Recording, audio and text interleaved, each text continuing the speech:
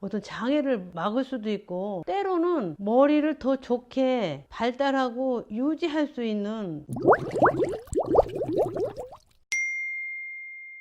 원장님, 오늘 진행할 컨텐츠는 이 식용전달 물질이라는 걸 제가 최근에 배우면서 이거를 어떻게 활용하면 좋은지에 대해서 아직 감이 좀 잘 안 잡히거든요. 이번 컨텐츠 같은 경우는 이 식용전달 물질을 육아에 어떻게 사용하면 되는지 그런 사용 설명서가 되는 컨텐츠를 진행해 보려고 합니다. 그래서 원장님이 이제 하버드에서부터 식용전달 물질을 공부해 오면서 이것이 사회에 왜 필요하고 왜 좀 보편화되어야 된다고 생각하시는지 좀 여쭤볼 수 있을까요? 일단 사회가 이렇게 건전하게 이루어지고 유지가 되려면 모든 가족들이 건강해야 돼요. 그런데 그 건강하는 거를 성취하기 위해서 태어나자마자 발 뒤꿈치를 좀 찔러서 검사를 해요.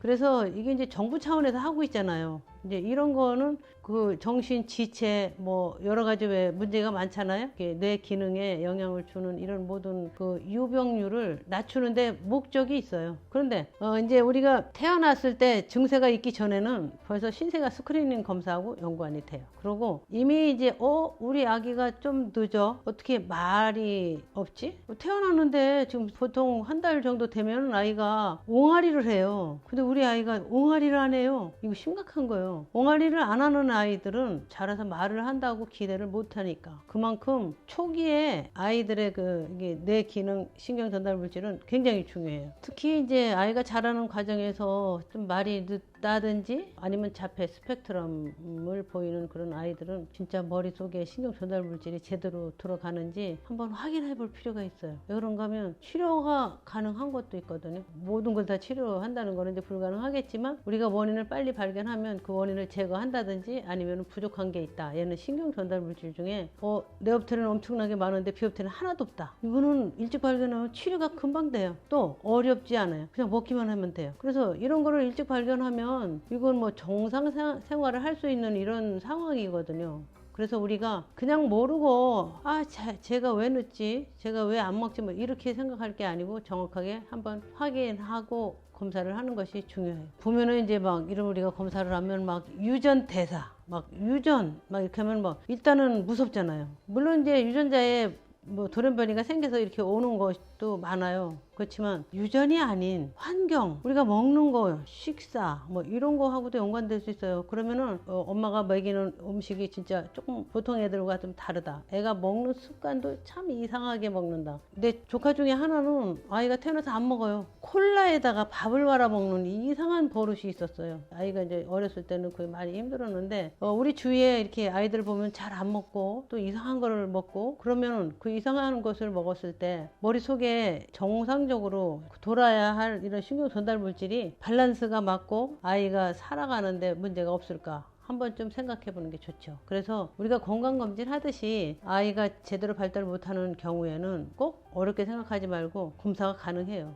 또 소변으로도 할 수 있고 피를 좀 뽑아서 할 수도 있는 이런 거를 한번 좀 스크린을 하면 어떨까. 아이한테는 3세까지가 뇌가 발달하는 시기니까 엄청 중요하다고 들려서 실제로 외관상 드러나는 문제가 없는 이제 아이 같은 경우도 신경 전달 물질 검사를 하면 얻게 되는 혜택이 어떤 게 있는지 좀 궁금하긴 하거든요. 이제 아이가 그 머리가 그 뇌가 자라는 가장 민감하고 중요한 시기가 만 3년이요. 태어나서 3세 이전에 아이의 그 영양 상태, 이게 먹고 사는 것들이 다 뇌로 가고 온몸을 돌게 하잖아요. 뭐 근육을 수축 하나 한 것도 전부 다 신경 전달 물질이 있어야 돼요. 그러면 그게 꼭 신경 전달 물질이 뇌에만 있느냐? 아니에요. 이런 호르몬에도 있고 그다음에 근육에도 있고 우리 몸 전체에 아마 있다고 생각해요. 그래서 조금만 그 부모님들이 좀 관심을 가진다면 우리 애기는 신생아 때 검사해서 이상이 없어. 걱정 안 해도 돼. 이것이 아니에요. 그 우리가 하는 거는 한 30가지 미만의 검사를 하잖아요. 근데 그거 이외에도 상당히 여러 가지 광범위한 신경 전달 물질이 있기 때문에 우리가 평소에 아마 체크하면 어떤 장애를 막을 수도 있고 아이를 정상으로 완전히 키울 수도 있고 때로는 머리를 더 좋게 발달하고 유지할 수 있는 그게 큰 병이 아니라도 한번 확인해 볼 필요가 있어요.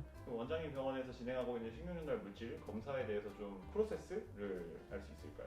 진짜 이렇게 증세가 나타나서 심각하게 할 경우는 뭐 하루 정도 아니면 하루 반 정도 입원을 해서 신경 전달 물질이 유도가 되는 어떤 그 약물을 투여하고 하루 동안 시간별로 채취한 혈액, 간단한 그 혈액 여지에다가 피를 묻힌다든지 이렇게 해서 혈액과 소변을 동시에 다 받아서 이제 그걸 가지고 아, 얘가 이런 것을 투여했을 때 뇌 신경 전달 물질이 제대로 올라간다, 안 올라간다 이런 거를 우리가 할 수 있어요. 근데 이제 그런 거를 이제 하는 경우는 예를 들어서 페닐알라닌이 올라간다. 근데 얘는 뭔가 원인이 있을 텐데 뭔가 좀 엄청 산만하다. 고집이 막 꺾을 수가 없는 심란한 그 고집이 있다. 근데 이런 경우는 빨리 확인하는 게 좋죠. 그래서 왜 확인해야 되는가 하면 만일 애들이 그런 게 있다면 식이요법도 어느 정도 상당히 효과가 있거든요. 물론 이제 약물도 있고 또 아기가 살고 있는 환경이 뭐가 잘못됐으면 빨리 교정을 해야 되죠. 이런 것 때문에 누가 얘기하잖아요. 80%는 우리가 먹이고 살고 이런 거기에 영향을 미치는 것이 많다고. 그럼 원장님이 30여 년 동안 의사 생활을 하시면서 만났던 신경 전달 물질에 좀 문제가 있어서 온 친구들이 있을 거 아니에요?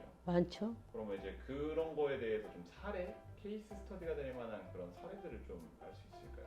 그러면 이거 지금 당장 청주에 아기가 태어났을 때 너무 예쁘고 잘생기고 뭐 이렇게 해서 했는데 신경 전달 물질이 하나도 없는 아이가 태어났어요. 다행히 저랑 만났어요. 운 좋게. 그래서 조기에 신경 전달 물질을 확실하게 확인해서 얘는 신경 전달 물질 2개 중에 하나가 하나도 안 나오는 그런 아이가 태어났어요. 지금 현재 잘 자라고 지금은 이제 뭐 대학도 다니고 늘 이제 내가 일찍 발견해줘서 정상으로 자라나는 걸 보면서 상당히 이제 제가 마음이 뿌듯하고 해피하죠. 이제 이런 경우도 있고 아기가 태어났는데 안 빨아요. 입에 딱 물으면 한두 모금도 제대로 안 빠르고 그러니까 아이가 빨질 않는데 그냥 부어서 먹이더라고요. 그래서 깜짝 놀라서 그 조사를 했더니 이 뇌에 신경 전달 물질 하나가 없는 거예요. 그래서 신경 전달 물질을 투여를 했어요. 한 달 정도 투여하고 나서 지가 먹었어요. 그러고서는 한 1년 정도 그렇게 먹였거든요. 그 후에 모든 발달이랑 이런 게 막 정상으로 자라는 거 보고 아, 이게 일시적으로 이렇게 오는 애들도 있구나. 이제 이런 거 느끼고 이제 어떤 신경 전달 물질을 검사해야 하는가는 그 아이의 이제 증세에 따라서 다를 수도 있고 모든 신경 전달 물질을 100가지도 넘는 걸 다 검사하는 건 아니에요. 그렇지만 가장 기본적인 아이의 뇌가 정상적으로 자라는데 필요한 가장 기본적인 스크리닝은 우리가 유지를 해야 돼. 우리가 이게 막 어렵게 생각하지 말고 또 신경 전달 물질 하면 또 막 정신병으로 생각하는 사람도 있거든요, 가끔. 물론 이제 그렇게 뭐 심각한 사람도 있겠지만 우리가 건강검진 차원에서 우리 아이 아니면 우리 어른이라도 뭔가 조금 평범하지 않다 이런 생각이 들을 때는 혹시 신경 전달 물질하고 연관되는 이런 궁금한 점이 있다면 댓글로 한번 서로 상의해도 좋죠.